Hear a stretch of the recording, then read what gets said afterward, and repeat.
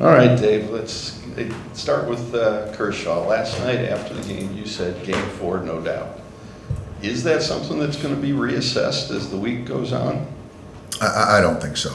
For me, there's certain people that get you here that have to get you across the finish line, and this is his role on our ball club.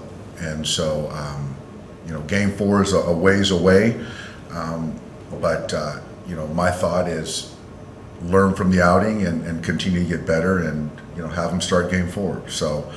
Could things somehow change in some crazy world? Maybe, but for me, as I sit here, we're focused on Game 2 and then pick up the pieces and see what Game 3 looks like. And I can't even sit here right now and tell you what Game 3 looks like. But what I do know is that for us to accomplish what we want to this year, we're going to need Clayton Kershaw to start baseball games. And I've got all the confidence in the world that he can do that, and he's going to be just fine. He insists that what happened last night was not in any way health related. What do you see that tells you the shoulder isn't compromising his stuff to the point where he can't be effective? I really don't believe it's health. I don't. I think that sometimes, as Clayton did yesterday, is you just got to take your medicine and say I just wasn't good enough on that particular outing. If you look at the stuff, everything.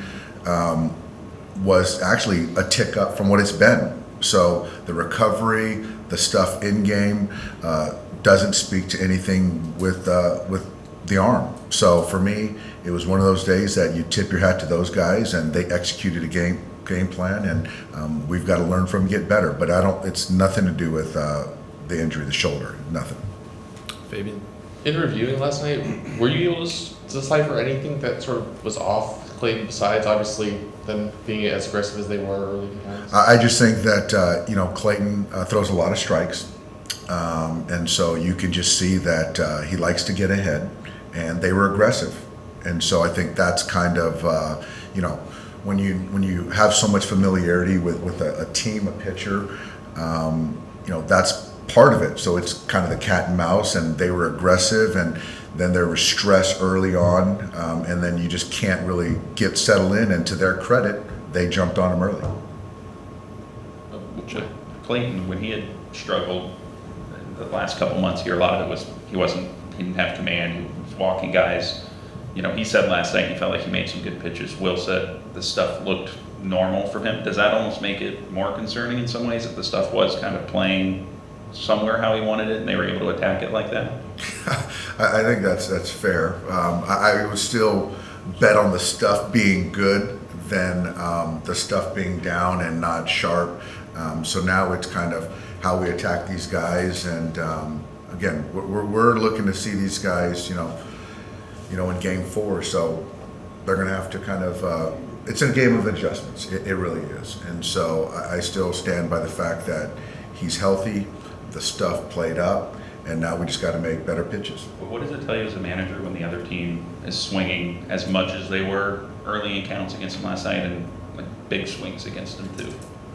Yeah, I just think that that's one of the things that it's a great thing that he throws strikes, and I guess the other side is it's does he throw too many strikes? But he's been great for a long time, but. I'll tell you this, I know that Clayton is going to do his homework and reassess, and he's healthy, and we're going to come up with a really good game plan, and the results are going to be completely different, and I just believe that to my core. So I'm just grateful that he's healthy. Today, in talking to him, he's fine, and so we just got to put ourselves in a position to get him back there in Arizona. And I'm pretty sure he hasn't gone on 4 days since like May. But do you have concerns of just how he will bounce back? I think initially, looking at kind of how this is going to play out, there was maybe some once we get there, how's it going to look? But, considering what happened last night, I think that we've got a lot of bullets left. So the regular, I don't think is going to be too, it's not going to be costly in my opinion. You mentioned just you don't know how Game 3 is going to be. Do you essentially have to put him in game 4 to manage these next 2 nights?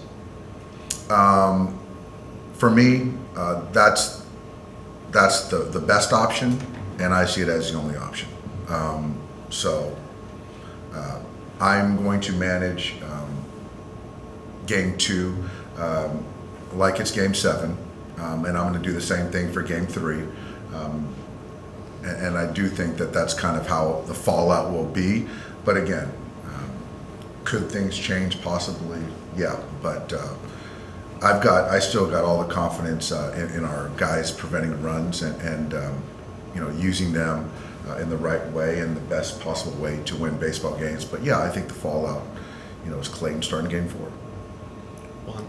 Dave, we've talked about the rookies a lot. Yesterday, Jake said that he thought the nerves kind of got the best of him. How confident are you that that won't happen to Bobby, given the stakes of the game tomorrow?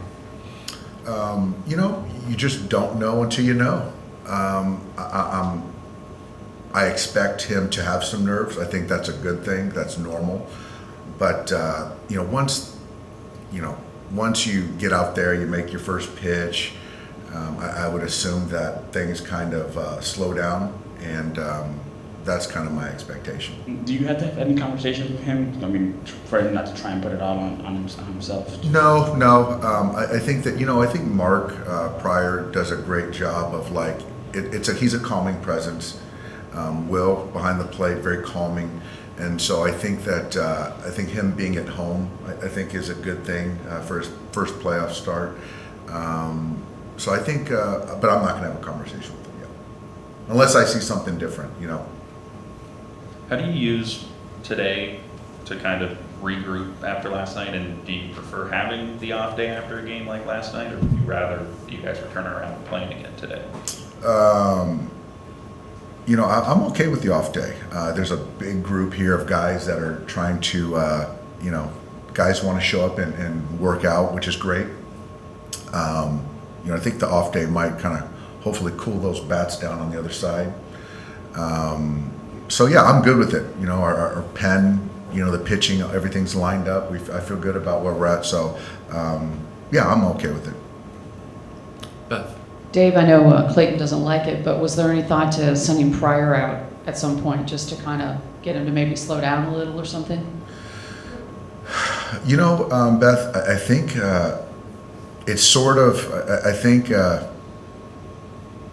happened so dang quick, and it's not like there were walks in there. There was a Thomas walk late, but it's not like he was struggling throwing strikes. So, typically, for a guy like that that's been around for so long, when you're seeing 3 pitches and then, hit, and then, after that Moreno at bat, the homer, could we have went out there? Sure.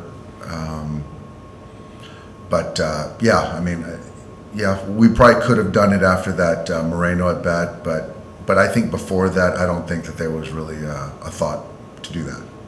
Let me take you back to 2020 for just a second on a different topic. You guys were obviously in Texas for all those games. The Rangers weren't even being, a factor in their own ballpark that year. Now they're going to be able to play in the playoffs for the first time. Not focusing on the COVID so much, but kind of what do you remember about that time where it was you guys were in their clubhouse, you were playing only in front of about 12,000 people. It was kind of odd atmosphere. What do you kind of remember about that whole experience? I think that experience, the word bubble really resonates. We were essentially in a bubble, and it was us and our families and the other team, ironically, and we were all together. And so there was no travel, there were no distractions. It was sort of point A to point B. And so I think that was galvanizing for our team. We spent a lot of time at Globe Life. So yeah, the no fans early, and then there were fans. Just certainly a unique experience. But I think the thing that stands out most is that, we're going to get on a plane tomorrow night. And we didn't do that for quite some time. And that, I think, brought our guys together a lot. So that was something. And you played a lot of games in a row. So you can't obviously simulate that now, but I think that kind of was a benefit to our guys. Anything else for Dave?